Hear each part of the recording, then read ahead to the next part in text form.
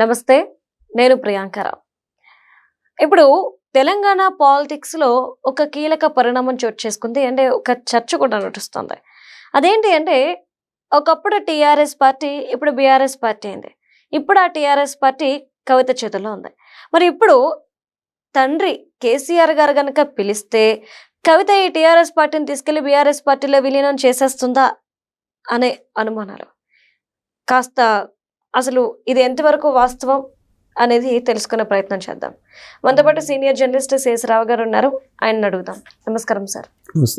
Sir, అంటే ఇప్పటి వరకు చూస్తే కవిత గారు బీఆర్ఎస్ పార్టీ మీద విరుచుకుపడుతున్నారు. మరీ ముఖ్యంగా అన్న మీద, హరీష్ రావు, సంతోష్ రావు వీళ్ళ మీద. బట్ ఇప్పుడు వస్తున్న వార్త ఏంటంటే ఒకవేళ కేసీఆర్ గారు రామ్మ అని పిలిస్తే కవిత అన్ని సర్దుకొని బీఆర్ఎస్ పార్టీకి వెళ్ళిపోతుంది అని చెప్పేసి అంటున్నారు. ఛాన్సెస్ ఉన్నాయా? ఛాన్సెస్ ఉన్నాయంటే షర్మిల గారిది కనుక చూస్తుంటే ఛాన్సెస్ లేకుండా ఉండవు అనిపిస్తుంది ఒక్కోసారి. షర్మిల గారు పార్టీ పెట్టినప్పుడు ఇంతకన్నా యాక్టివ్గా తెలంగాణలో ఆవిడ పర్యటన చేశారు. తెలంగాణలో ఆమె పర్యటన చేసినప్పుడు ఆవిడ ఇచ్చినటువంటి స్పీచ్ ఇవన్నీ చాలా రాజకీయంగా హైలైట్ అయింది.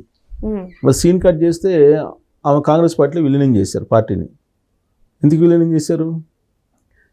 విలీనం చేయాల్సిన పరిస్థితి ఎందుకు వచ్చింది ఆవిడకి?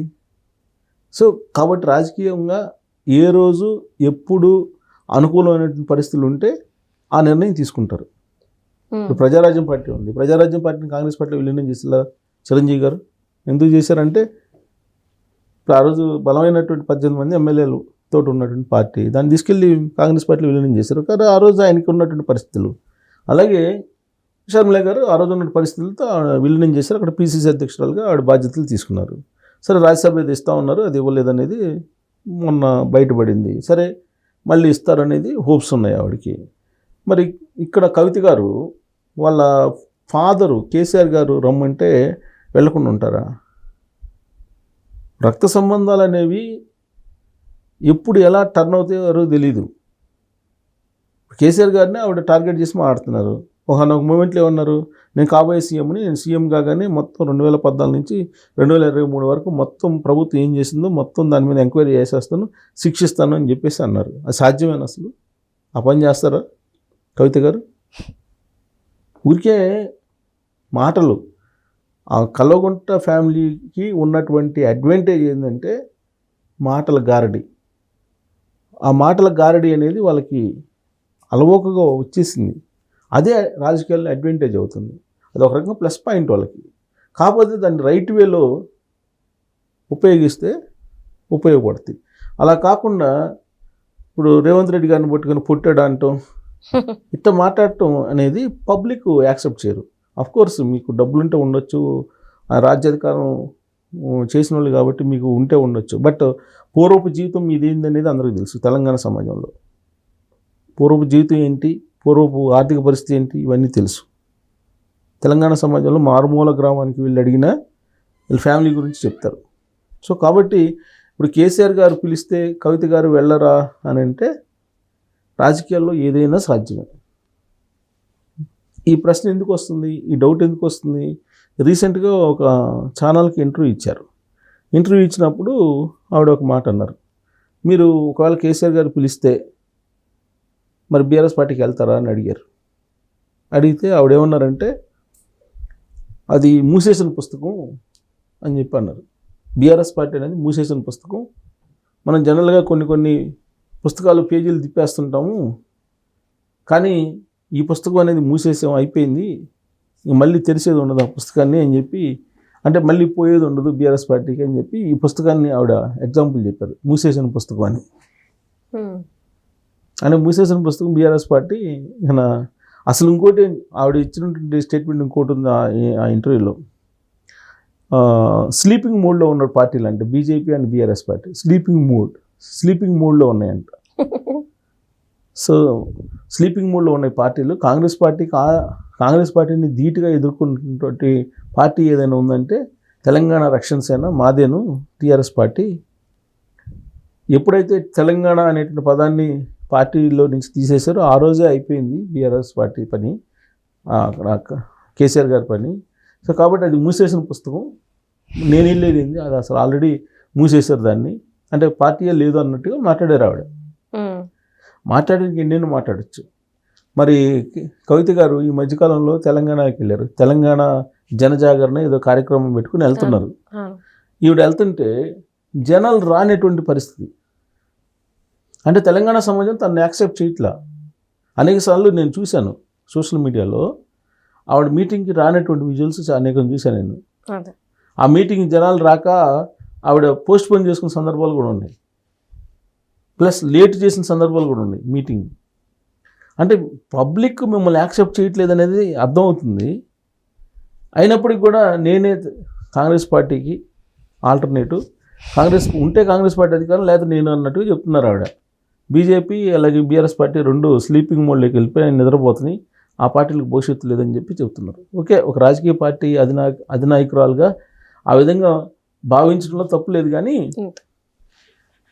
తెలంగాణ రక్షణ సేనకు సంబంధించి ప్రోగ్రెస్ రిపోర్ట్ ఏంటి?